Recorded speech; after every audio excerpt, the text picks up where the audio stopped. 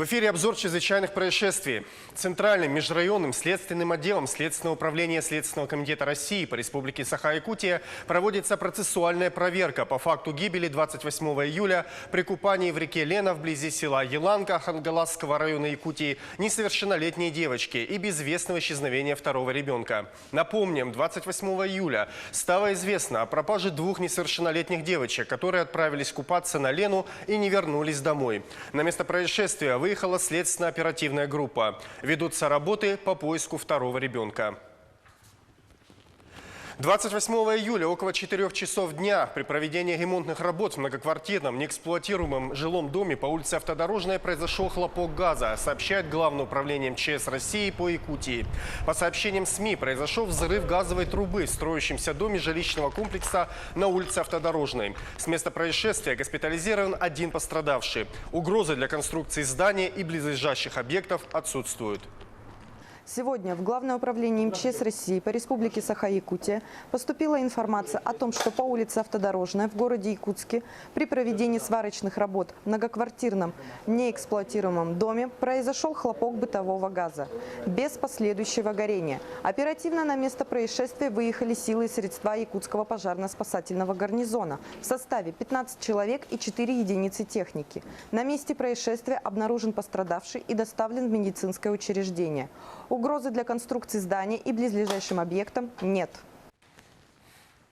Жительница Булунского района обвиняется в совершении убийства. Установлено, что в апреле 2019 года в селе Кюсюр Булунского района в ходе совместного употребления спиртных напитков подсудимая из мести к потерпевшему по причине нанесения им телесных повреждений ее матери нанесла ему ножом 2 удара в область спины и 1 раз провела лезвием ножа по шее потерпевшего. После того, как потерпевший упал на пол и не мог совершать активных действий, в том числе сопротивляться, подсудимая не менее 6 раз нанесла ему ножом резаную рану в область шеи.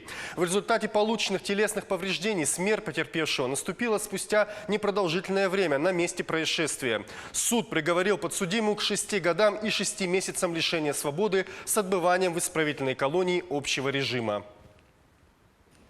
В Якутске вынесен приговор 24-летней местной жительницы, причинившей тяжкий вред здоровью из хулиганских побуждений, сообщает пресс-служба прокуратуры республики. Инцидент произошел в октябре 2018 года в одном из ресторанов города. Подсудимая, будучи в состоянии алкогольного опьянения из хулиганских побуждений, нанесла бутылкой из-под пива 2 удара по голове малознакомой девушки, причинив линейный перелом затылочной кости, подкожную гематому и ушиб головного мозга легкой степени. Женщина ранее не судима, к административной ответственности не привлекалась, имеет 2 малолетних детей. Суд, назначивая наказание в виде 3 лет 6 месяцев лишения свободы условно, с испытательным сроком на 3 года. Также судом по гражданскому иску потерпевшей с осужденной взыскано 120 тысяч рублей в счет компенсации морального вреда. Следователем следственного отдела по городу Раменское Московской области задержан подозреваемый в убийстве женщины на детской площадке. Им оказался 38-летний знакомый потерпевшей. Ранее сообщалось, что 25 июля этого года в Раменском городском округе во дворе многоэтажного дома на детской площадке мужчина нанес женщине не менее 20 ножевых ранений, после чего скрылся с места преступления. От полученных ранений женщина скончалась. На допросе мужчина сообщил обо всех обстоятельствах и мотивах совершенного им убийства, пояснив, что преступление совершено из ревности. Он написал явку с повинной и раскаялся в содеянном. Следователям получены данные, что задержанный мужчина ранее судим за незаконный оборот оружия. Кроме того, проверяется информация о его причастности к совершенному в 2014 году в Крыму убийстве девушки. Следователями продолжается проведение комплекса следственных действий, направленных на сбор и закрепление полученной доказательственной базы. Скажи, пожалуйста. Из ревности убил человека. А кого ты? Свою девушку.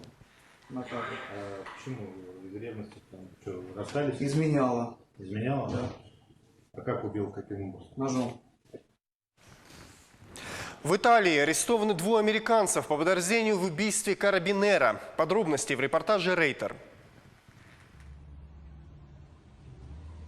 Итальянские карабинеры арестовали в Риме 2 студентов из Америки. Их подозревают в убийстве и попытке грабежа. По заявлению властей, молодые люди уже признались в преступлениях.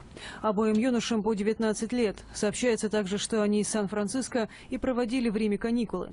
Их арестовали в одном из дорогих отелей поблизости от Ватикана. По данным следствия, незадолго до нападения в пятницу юноши стащили у прохожего рюкзак и попытались обменять его на наркотики. Жертва позвала на помощь. К студентам подошел полицейский, на которого они и напали, нанеся ему множественные ножевые ранения. Карабинер скончался на месте. Адвокат одного из подозреваемых сообщил, что его клиент отказался давать показания.